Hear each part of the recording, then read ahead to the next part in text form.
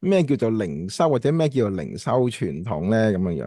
咁我自己喺呢方面嘅學習咧，都係大概都有20幾年啊，30年喺呢方面嘅學習。咁啊，唔講得咧係好資深，但係咧都可以同大家分享下嘅。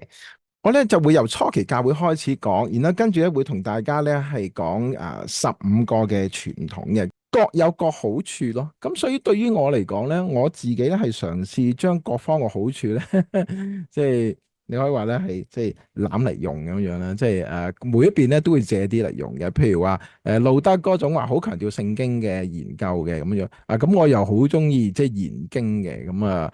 咁所以研經對我嚟講，我好感興趣。咁但係另一方面咧，譬如依立像嗰一種由客觀對聖經嘅理解到主觀，我進入就係嗰個耶穌平靜風浪，我真係去感受，我 feel 下佢。